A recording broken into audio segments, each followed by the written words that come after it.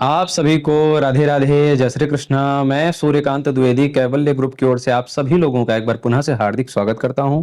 आप सभी लोगों का एक बार पुनः से हार्दिक अभिनंदन करता हूं।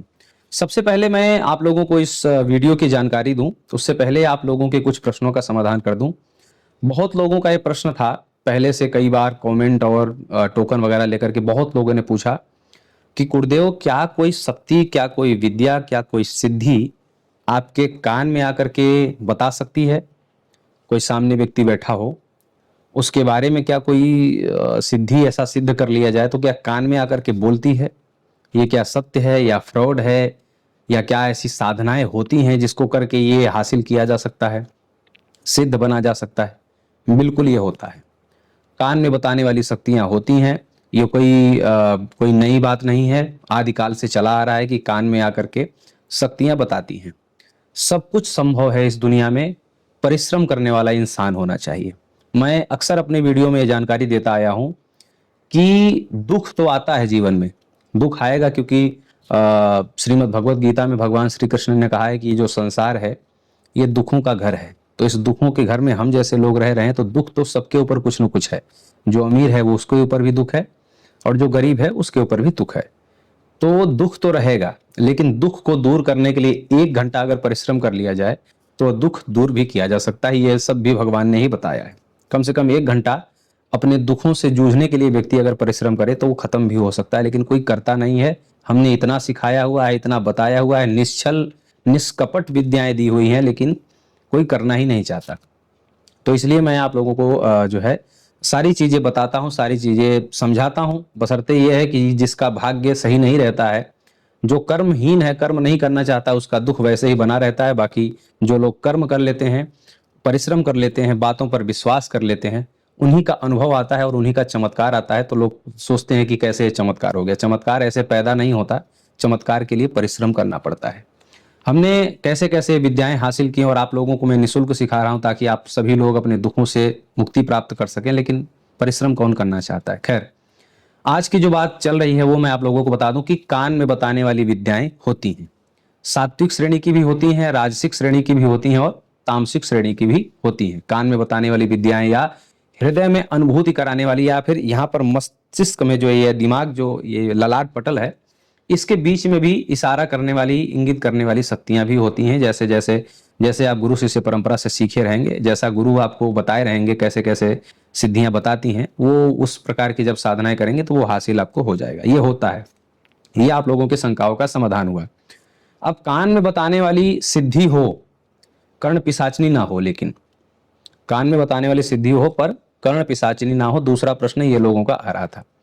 तो कान में बताने वाली सिद्धि हो लेकिन कर्ण पिशाचनी जैसी सिद्धि या पिशाच योनि की सिद्धि ना हो, कुछ ऐसा हो जिससे हमारा परिवार या हमारा दाम्पत्य जीवन, वैवाहिक जीवन, या हमारा जो है आगे आने वाली जो वंश परंपरा है वो खराब ना हो, और सिद्धि से हम अपना और समाज का कल्याण कर सकते हैं और कर सकें और पुण्य प्राप्त कर सकें। ऐसा जिन लोगों की विचारधारा थी, उन लोगों के लिए आज की ये जानकारी है।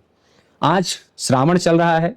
श्रावण का अभी कृष्ण पक्ष यानी कि काला पक्ष जिसे लोग बोलते हैं सामान्य भाषा में, तो काला पक्ष या कृष्ण पक्ष चल रहा है। अभी शुक्ल पक्ष लगने वाला है कुछ ही दिन में। तो इस श्रावण की यह सबसे विशिष्ट और अति विशिष्ट साधना है। मैं फिर आपको बोल रहा हूं कि इस साधना को कर लेने के बाद दूसरी साधना करने की न तो इच्छा होगी और ना ही आवश्यकता होगी, ना ही कोई जरूरत होगी। यह महायक्षिणी साधना है। यक्षलोक की, यक्षराज कुबेर के लोक की यह साधना है। इस साधना को करने से जो कान में जो आप लोग सुनना चाहते हैं, जो परखना चाहते हैं, जो जानना चाहते हैं कि कोई व्यक्ति सामने आया और हमारे कान में तुरंत उसके बारे में पता चल जाए कि ये व्यक्ति ये करके आया है, इस व्यक्ति के जीवन में ये हो चुका है, और वो बता करके अगर आप चमत्कृत होना चाहते हैं, चमत्कार दिखाना चाहते हैं, तो ये उन लोगों के लिए सबसे पहली तो साधना ये है। साधना केवल 11 दिन की है। यक्षराज कुबेर जी के मंत्र के सहित आपको ये साधना सिखाई जाएगी। मतलब महायक्षिणी की जो विशेष मंत्र है साधना का वो अलग, और यक्षराज, क्योंकि बिना यक्षराज कुबेर की आराधना, पूजा या उनके मंत्र का जप किए बिना आप कोई भी यक्ष की अगर साधना करते हैं या यक्षिणी की साधना करते हैं तो वो सफल नहीं होगा। इस साधना की ये बात तो है कि यक्षराज का मंत्र आपको मिलेगा और दूसरा मंत्र आपको यक्षिणी साधना का, महायक्षिणी साधना का मिलेगा। इस साधना की जो सबसे बड़ी शर्त यह है, इस साधना में न तो आपको शमशान जाना है, न तो नदी के किनारे जाना है, न तो चिता की लकड़ी या कुछ भी आपको ऐसा नहीं जोड़ना है जिससे बहुत से लोग दूर भागते हैं। लेकिन इस साधना की एक दूसरी बड़ी शर्त यह है कि बेल का वृक्ष होना चाहिए और फलदार और छायादार होना चाहिए, और मान के चलिए कि 10 साल पुराना होना चाहिए, और एकांतिक भी होना चाहिए। एकांतिक इसलिए ताकि आपकी साधना में किसी भी प्रकार का विक्षेप कोई पराया इंसान, पराया व्यक्ति न कर सके। ऐसा एकांतिक बेल का अगर वृक्ष हो तो ये साधना 11 दिन की है, उससे बहुत पहले ही सिद्ध हो जाती है। और जब यक्षिणी सिद्ध हो जाती है तो उससे वचन कैसे लेना है, उससे क्रियाकलाप कैसे करवाना है, वो सब आपको पूरा डिटेल में बताया जाएगा कि कैसे आप फिर सिद्ध करने के बाद आप प्रयोग में ले सकेंगे। हालांकि जब साधक सिद्ध कर लेता है तो उसको बहुत ज्यादा बताने की या समझाने की आवश्यकता नहीं होती है, लेकिन फिर भी सिद्धियां हर समय परीक्षा लेती हैं, इसलिए एक गुरु की आवश्यकता होती है ताकि सिद्धियों के संबंधित, क्योंकि ऐसा नहीं कि आपने सिद्ध कर लिया, आपने वचन ले लिया, आप काम भी करने लगे, आप चमत्कार भी करने लगे तो आपको दोबारा गुरु की आवश्यकता नहीं पड़ेगी। सिद्धियां, हमारे गुरु जी कहते हैं कि प्रतिपल परीक्षा लेती हैं। कब आपकी परीक्षा हो जाए और कब कब सिद्धियों के परीक्षा में आप फेल हो जाएं और सिद्धियां आपको छोड़ करके चली जाएं, ये सब होता रहता है पूरे जीवन भर। जब तक आप सिद्ध बने रहेंगे तब तक आपकी परीक्षा प्रतिपल होती रहेगी, ये समझ लीजिए। तो वो उस समय गुरु की आवश्यकता होती है, वो आपको मार्गदर्शन दिया जाएगा। तो ये जब ये साधना आप कर लेंगे तो जो त्रिकालदर्शी का बोध होता है कान में, जो आप सुनना चाहते हैं वो तो आपको पता ही प्राप्त ही होगा। साथ ही साथ तंत्र की जितनी भी क्रियाएं हैं, किसी का तंत्र उतारा करना है, किसी का खिलाया पिलाया ठीक करना है, किसी का रोग ठीक करना है, किसी की बीमारी ठीक करनी है, आपको अन्य किसी मंत्र की आवश्यकता नहीं होगी, केवल ये सिद्धि होनी चाहिए। सिद्धि को आदेश देंगे, आपका कार्य हो जाएगा। पति पत्नी का वशीकरण वगैरह, या कोर्ट कचहरी के मुकदमे वगैरह, या राजा वशीकरण या शिक्षा वगैरह का कोई ताबीज बनाना है तो आप इसी मंत्र से देंगे।